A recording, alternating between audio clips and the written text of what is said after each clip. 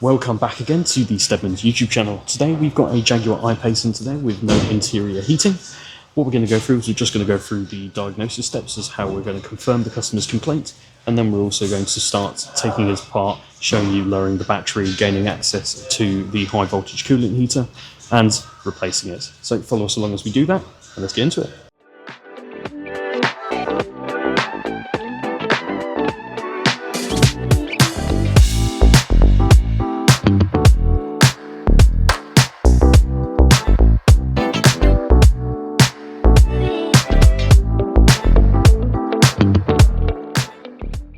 Now what we're going to do is confirm the customer complaint. So I'm inside the vehicle with the ignition on. We're going to turn on the climate. We're going to have it pointed up at the top. And we've got our heat setting at high and speed setting at the highest it will go as well. Now I'm feeling the vents and no hot air coming out of the dash panel. So that's customer complaint confirmed. What we're going to do next is we're just going to have a look at some of the fault code, see what that's telling us, and then we'll go from there. The tool we'll be using today is the main dealer JLR tool, along with the DOIP SST to carry out the fault code read. The fault code logged is B1DC5-93, high voltage coolant heater 1, no operation. There is also a test plan where we can unlock the high voltage coolant heater, and when doing this we're presented with a fault detection and that we're unable to unlock it. So now we've confirmed the customer complaint. We've also had a look at the fault codes we're getting, one for the high voltage coolant heater, no operation. We've also tried to run the adaptation to unlock the heating module, and it has also told us that there has been a fault detected on that line. So what we'll need to do next is we'll need to investigate it. I've got the car in the air at the moment, so what we'll have to do is we'll have to drop this top cover off, which I'll show you in just a second, get to the back of the high voltage coolant heater where we'll check our communication lines, and then providing that's all good, what we'll end up doing is we'll drop the high voltage battery down, and then we'll gain access, replace the units, and then put the vehicle back together and test it. So that's what we're going to do next.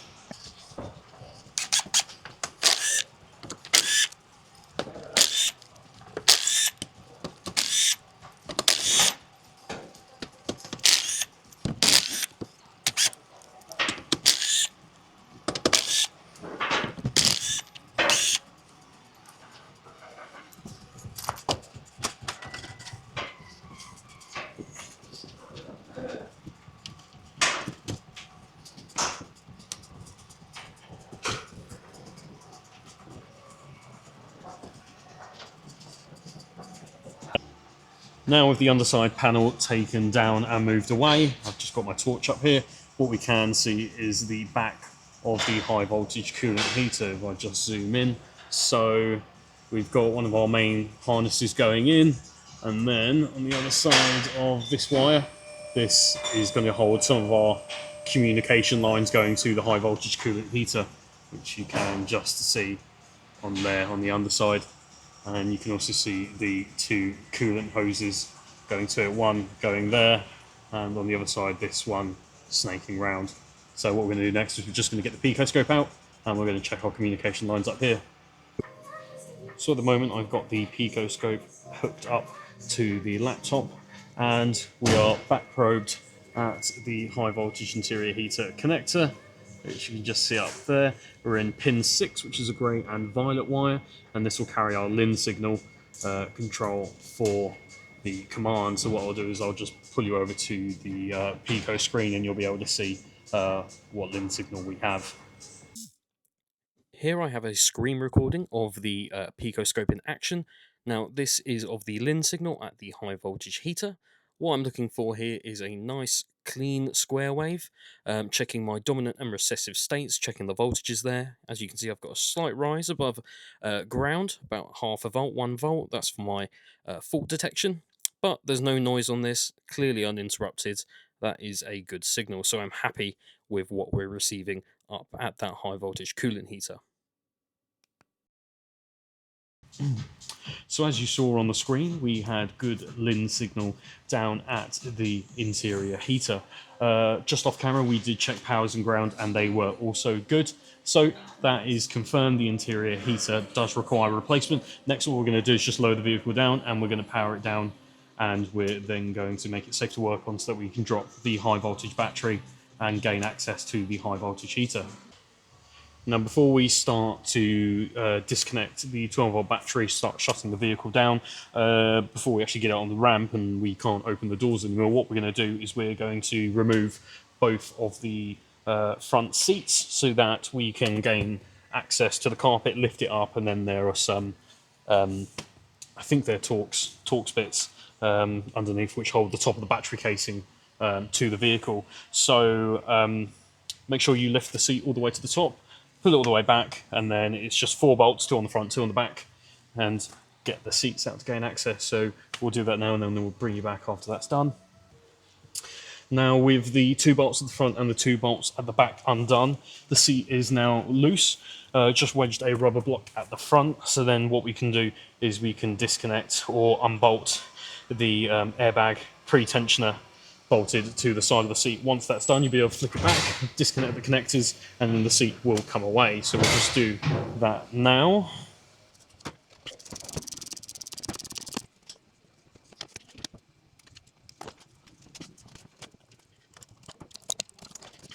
Three connectors underneath the seat, unplug those, and then tip the seat all the way back, and it's ready for removal. So we're going to do exactly the same with the passenger side and get that seat out as well.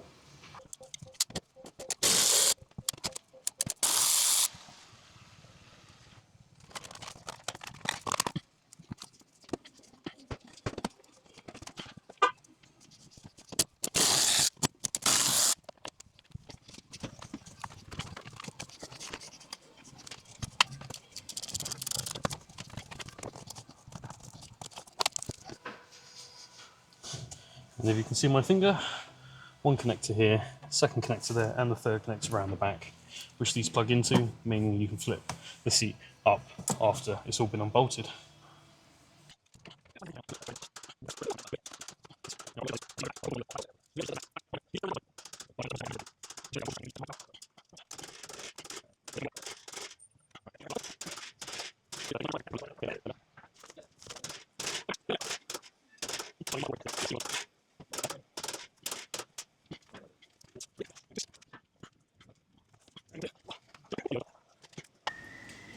Now, with the driver and passenger seat removed, you can flip the carpet up on the front, and then if we move around and then start lifting up on the back carpet, you can see we've got one bolt there, and on the end of my finger, it might be hard to see, but there is just another one back here as well.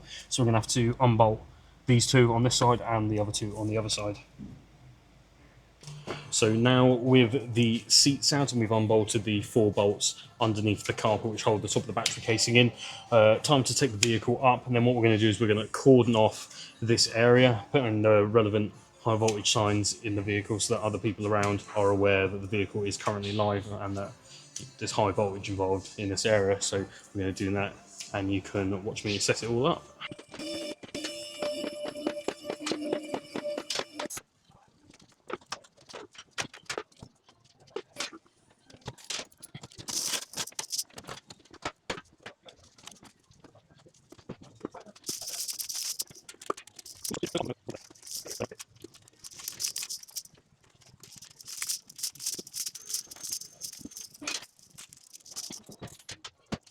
So now that we have the correct cordon put in place around the vehicle, next thing to do is we're going to put the vehicle key inside a Faraday pouch. This is going to stop any signals being emitted from the key to the vehicle. Once this has been sealed up away in a bag, we're going to lock it away in a toolbox so that nobody else has access to it. Additionally, we've also got signage that we need to place inside the vehicle, not just outside the vehicle. And then once I've done that, we will then start to disconnect the 12-volt battery system and properly shut down the vehicle. So now we are underneath the bonnet of the vehicle, now that we've got our cordon set up and all of our safety signs in the vehicle. Next step is to first disconnect the earth strap on the auxiliary startup battery, just up here. So we'll start. Now once this is disconnected, we'll pull it away, and I have a sleeve here which we're going to put this inside of, like so, and then we don't run the risk of that touching the body and earthing out. Next, what we're going to do is we're going to disconnect the positive terminal of the startup battery on the other side of the engine bay. So I'm just going to get this open.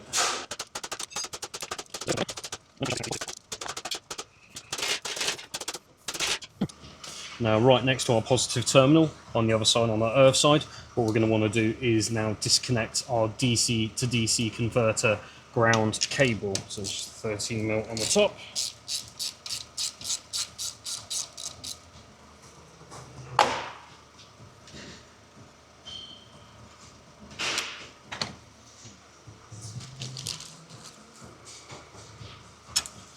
With that disconnected, we're also going to pop that into another one of our sleeves, and then we can rest that aside. And lastly, what we're going to do is we're going to disconnect the ground terminal on the battery as well.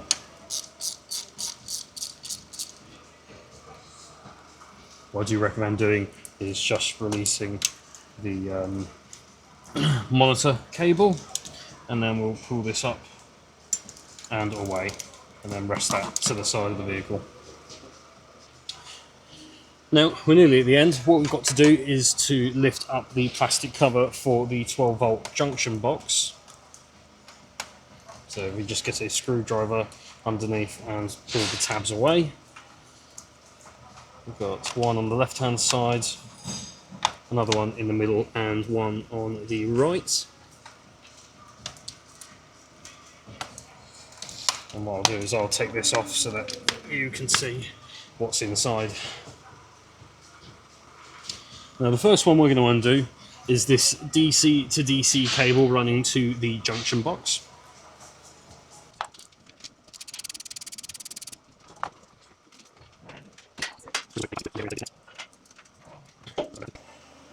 Now with this undone, we can remove the cable.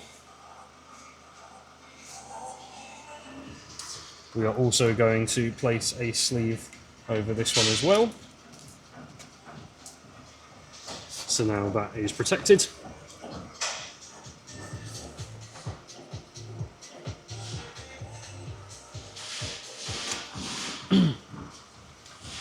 Now after we've disconnected all of that, what we'll want to be doing now is leaving the vehicle for about 5 minutes so that any residual voltage left in the system is now going to dissipate. The next step is to release the rear seats. So there is a trim that runs around the front that just pops off. There's a couple of screws behind it. You pop the screws off. After that, you can gain access to the bolts holding the rear seat cover down. Pull out the Isofix seat covers, and then pull and lift.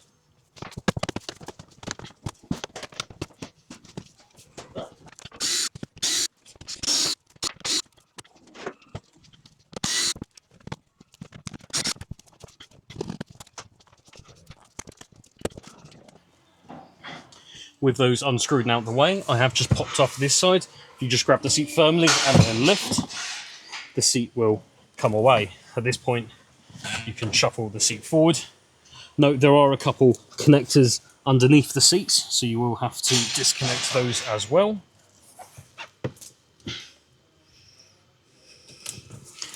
And then with that disconnected, you can pull and remove it away from the vehicle. Next, what we need to do is get the foam padding out of the way, and also remove the center slot panel there as well. Next, what we need to do is we need to release the two T50s at the back, and there are two T50s at the front behind the carpet cover. Now, With those 4 bolts undone, we can just lift up on the foam padding and remove it from the vehicle. With the foam padding removed, we can see the fuse box we have at the back, as well as the service disconnect key. Now what we're going to want to do is twist this anti-clockwise and pull up and out. Make sure to put it in a safe place. I would advise putting it with the key that we put in the Faraday pouch earlier. Now, after removing that, what we're going to do is start to remove this metal plate that the key sat inside of. So just around the perimeter, it's a bunch of 10mm bolts.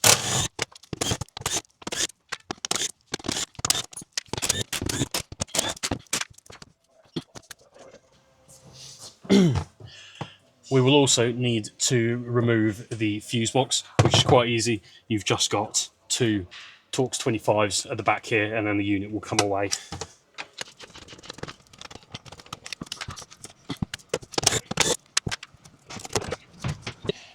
Now we've got the top cover removed, what we're going to do is, where we've removed the service disconnect key, is we're going to place a padlock in place.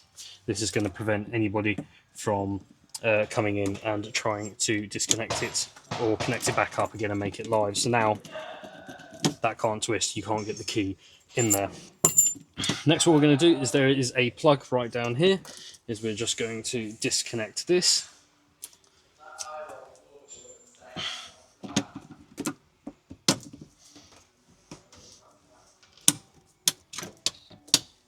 And now that has been disconnected. Next, what we're going to do is just open the appropriate locking tab at the back, and then we'll be able to push down on the grey wire and lift up. After disconnecting, we can pull away and safely move it away from the BEM. Next thing to do is to remove this plastic cover on the underside of the vehicle.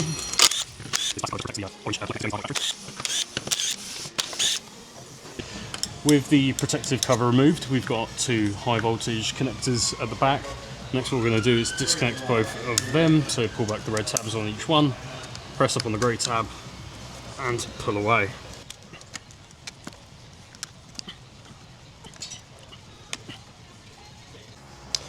So after we've disconnected both of the high voltage connectors, just at the back here we'll have 2 brackets holding with 10mm. If you just undo those, it makes it really easy, and then you can pull the cables the other side of this beam to make sure that they're free and away from the battery.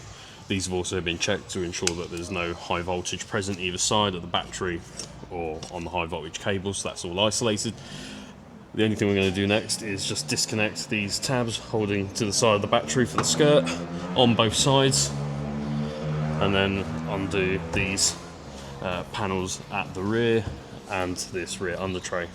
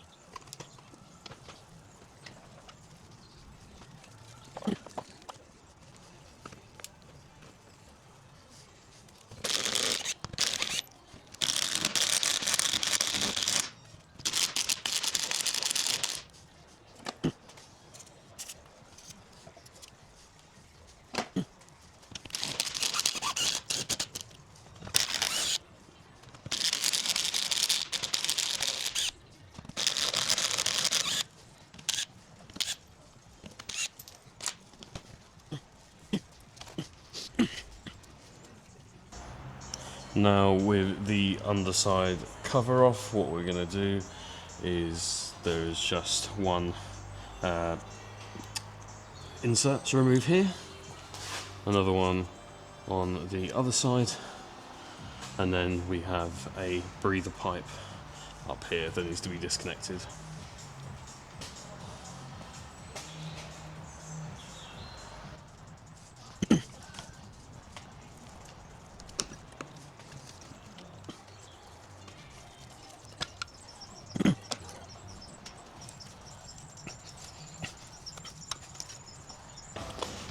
Now at the front of the battery, next step is to remove the outlet coolant hose.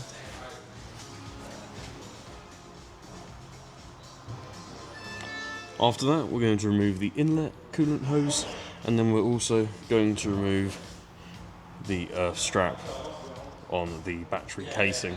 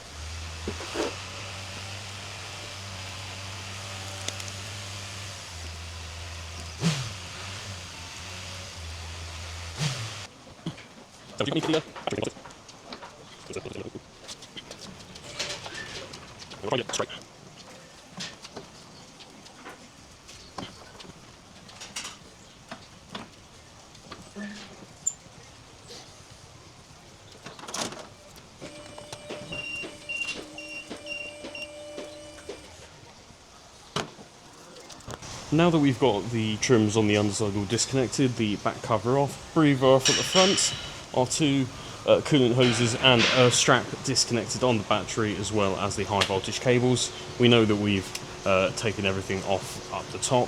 Next, what we've done is we've got the Hoffman battery lift underneath the vehicle, central to the battery.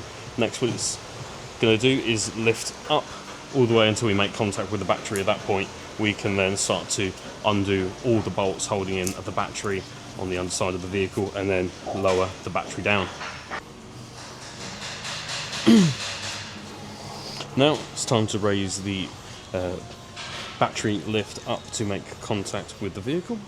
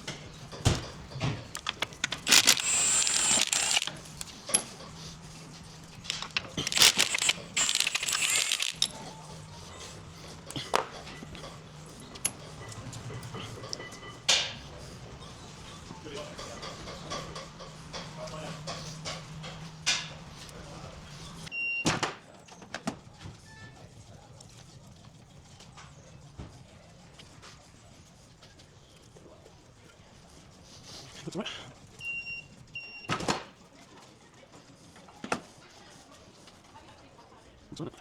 It looks like you're taking out the back of the front, didn't it? Yeah, because there's like a membrane that goes around it and stuff. Right. Ready?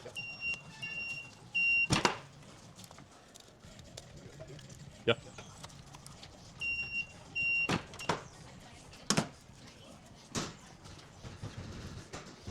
Think we're all good?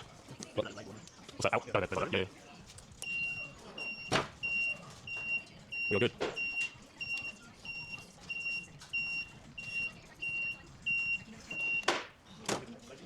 Yeah. The new high voltage interior heater has now been installed, and we've also installed the new inlet hose which runs up the front of the bulkhead. Now what's next to do is to raise the battery pack up into the vehicle, bolt it in place, reassemble the rest of the vehicle, and then we can bleed the cooling system and then finally test its operation.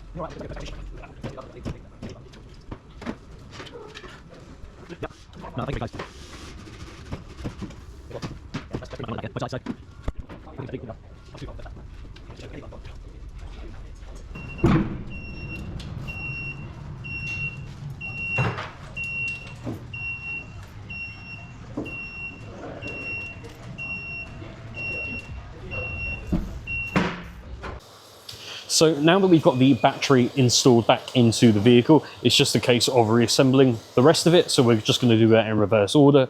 Time constraint, I'm not going to be able to do a step-by-step on the reassembly, but if you just watch on the video back, it's as simple as kind of going back through those steps. Next, we'll energize the vehicle back up, reinstall the interior, and then I'll bring you back when we're going to go through on the JLR tool and we're going to unlock the high voltage interior heater, and then we're going to check that we do have heating come through the cabin. After we've confirmed that, I will then do the software updates. So I'm just going to attach some videos now where you can see me reassembling the vehicle, and then we'll come back when we've got the JLR tool on and we're ready to unlock the unit.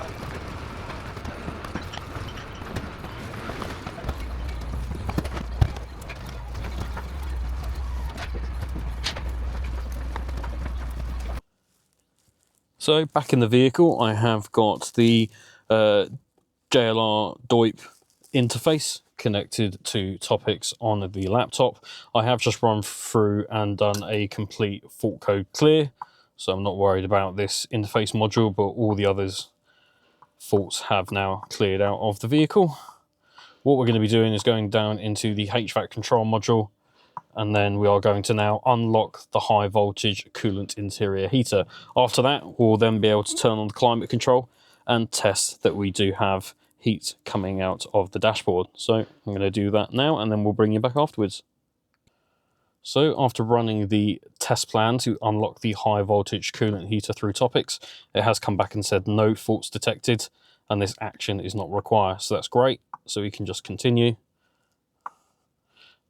Next, what we're going to do is I'm just going to move the unit out of the way, and we're going to turn on the climate control and then check we've got heat coming out of the dashboard. So I have turned the climate on. I've got the direction just pointed up towards the upper portion of the body. Got the temperature set on high and fan speed on the maximum. And now I can confirm we are getting nice hot air coming out of the vents. Takes a couple minutes for it to warm up, that's quite normal, but it is coming now through nice and warm. So we can confirm that replacing the interior heater has fixed this customer's issue.